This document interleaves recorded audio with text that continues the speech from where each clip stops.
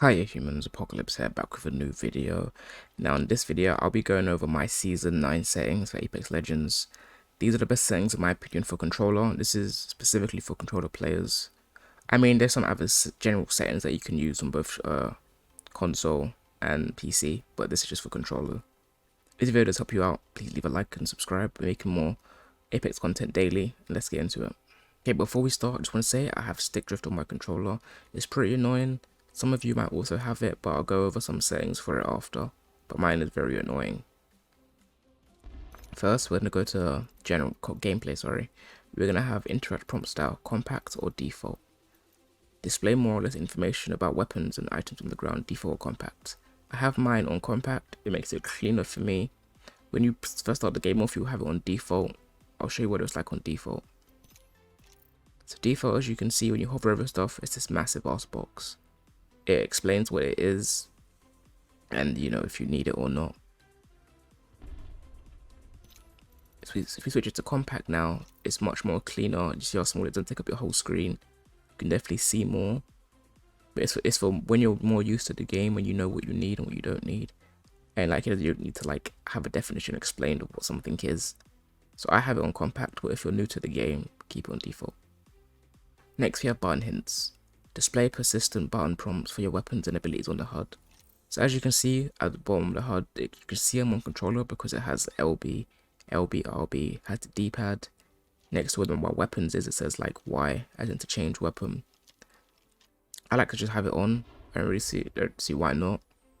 But if you have it off, it doesn't say those things, so just you won't know what console you're on if someone's watching your gameplay. But I just have it on because there's no reason for me not to have it on. It's not going to affect my gameplay in any way. So yeah, that's personal preference. Most of this is just personal preference for the gameplay section. Crosshair, damage feedback. You got off, X, and X with shield icon. Now I use X with shield icon. I think it's the best. Showing X on the crosshair icon indicating shield level. Then you got crosshair X showing X on the crosshair. So if you put it on X, when you shoot someone, there's X on the crosshair. If I put it on X with shield icon, it will show you if they have a shield. So if they have a blue shield or a purple shield, it will have just this effect, but then it will show you their shield level, which is way more effective, especially when you're trying to communicate with your team, how weak they are, what armor they have, if you want to engage a fight, depending on how leveled up your opponent's armor is. So I'll definitely always keep it on X with shield icon. Next we have damage numbers, off, stacking, floating, or both. Just have it on stacking. This is what floating looks like. Look at the numbers. See how distracting that is? How are you going to add that up in 3 seconds when people are trying to shoot at you?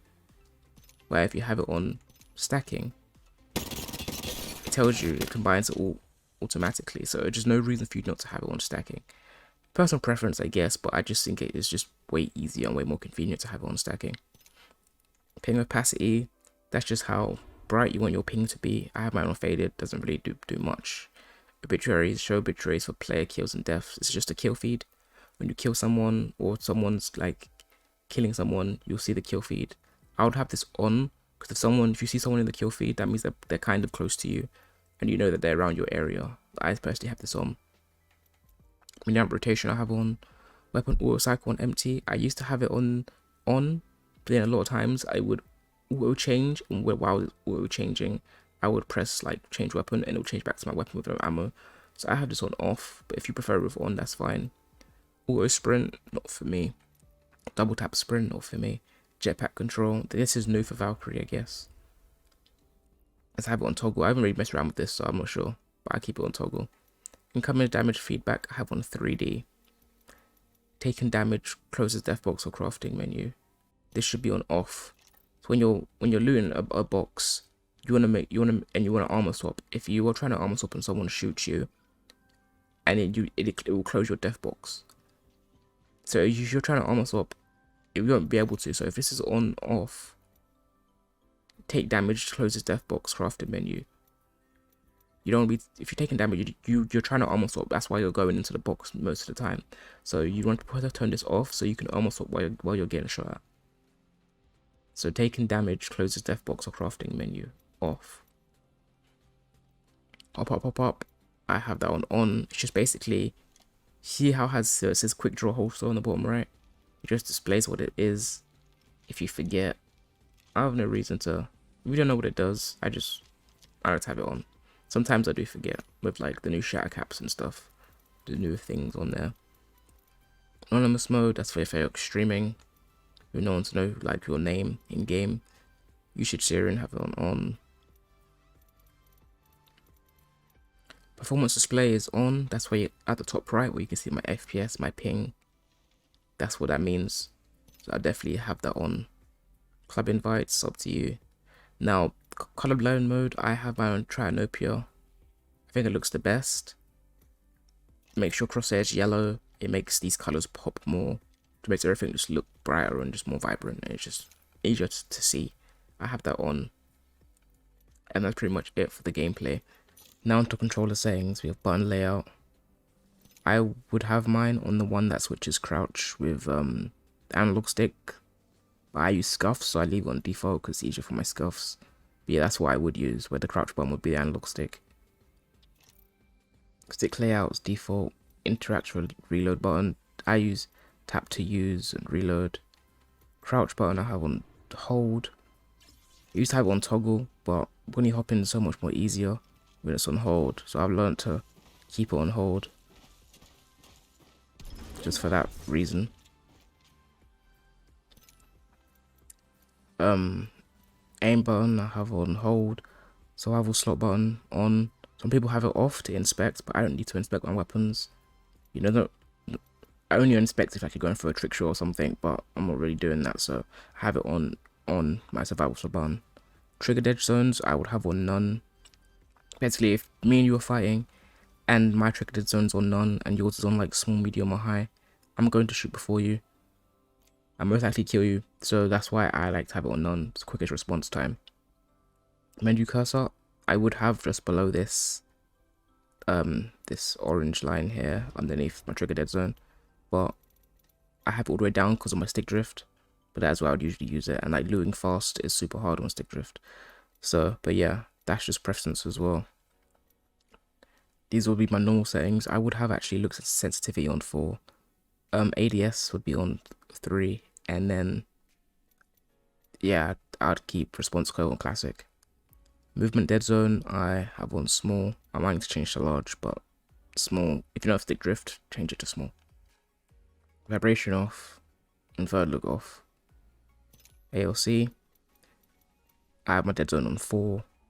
My out of threshold on 2. My response curve on 4. It's like a mixture between classic and linear. More classic. I played a little bit of linear. I don't really like it, so I tuned it to more classic than linear. But if you like linear, then you can make it go down more. Triplet settings I have 1 times on 1, 2 times on 8, 3 times on 7, 4 times on 7, the rest on 1. 2 and 3 especially, I like the slower aim so I can more accurate, so that's what I would use. Yard speed, I have clear view towards left or right. I have on 440. Used to be max for me, but like you don't really need it on max if like you're trying to be flashy or something. I'm not trying to be flashy, so yeah. Pitch speed, I can see the view looks up or down. I have on 180. Some people have theirs like the same, but for me, this has worked for me. Auto tuning, I have all the way down. All the ADS I have all the way down. But the ADS yaw speed I have on 160, and pitch speed I have on 120.